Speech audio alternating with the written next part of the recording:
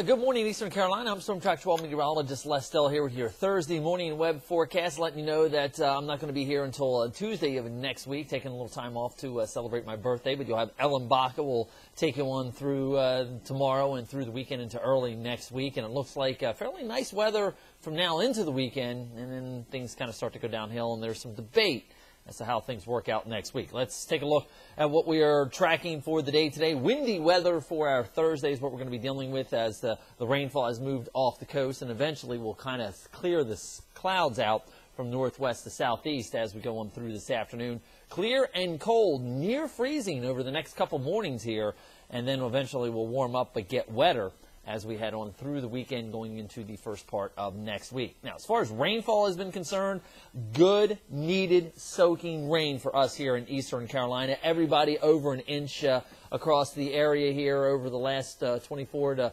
48 hours, and some spots even higher than that, closer to that inch and three-quarter mark. As far as where we stand for rainfall across the area, it really kind of depends on, again, where you are. And this was the trend that we saw as we went on through the spring and summer. Notice Greenville holding right about average for this time of year, about a ½ inch above normal, about an inch and a half to 2 inches below normal for New Bern. But Beaufort, that is where we really do have the problem, in excess of 15 to 18 inches below normal. And of course, normally Beaufort gets the action from the tropical cyclones, which we didn't really have a whole lot of this year. Now, taking a look at what we're going to be dealing with here as far as rainfall-wise, over the last, let's say, 45 days, only 10 to 20% of normal rainfall has fallen across Eastern Carolina here. That is part of the reason why we are kind of teetering with the drought stage for us here in the east. So this is how things play out as we go on through this afternoon. We'll clear the clouds out from northwest to southeast. We'll look for temperatures upper 40s and low 50s. Really, that is going to be about it.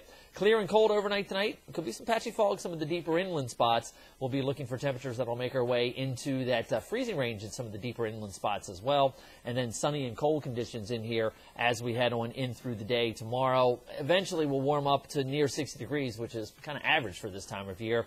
52, that's what we were able to muster yesterday, far from the records that we were flirting with less than a week or so ago as far as those temperatures have been concerned. All right, storm system number one, that's moving out. High pressure sliding in across the Ohio Valley and Great Lakes, extends all the way down into Texas. Now, this is our next storm system that we are tracking, area of low pressure coming down the west coast, and this is what we're going to be watching as we head on through the weekend into early next week. It depends on how this system comes out. If it comes out in one piece, we'll get one storm on Sunday, the next storm on Tuesday. If it comes out in 2 or 3 different pieces, which is possible, then we're going to have a kind of prolonged period of showers around here. A lot of this has to do with the way the jet stream is going to be going.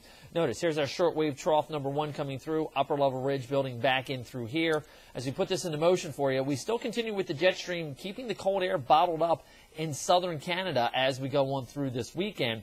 But again, this upper level ridge kind of pops its way back in here as we head on in through the weekend, going into early next week. So southwesterly flow continues to pump that moisture in.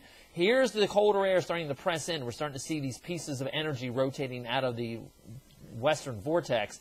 And as a result, that's going to give us the chance for 1 or 2 storm systems. You'll notice each time that colder air is pressing closer and closer into us here in Eastern Carolina. So it won't take long before a storm comes along, taps that colder air, and brings it into our neighborhood as we head through tomorrow, next weekend, going into the week leading up to Christmas here. That colder air is going to continue to press a little bit as each one of these storms go by.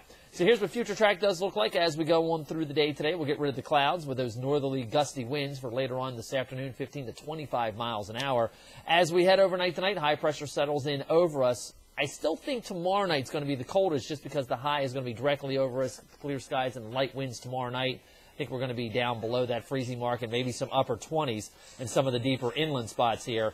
And then you will notice some of the high-level clouds start to build right back in here as we head on in through the day on Saturday. So here's how things pan out with your Storm Track 12 planning forecast. We're going to be looking at those increasing clouds on Saturday, just high and mid-level clouds around the area.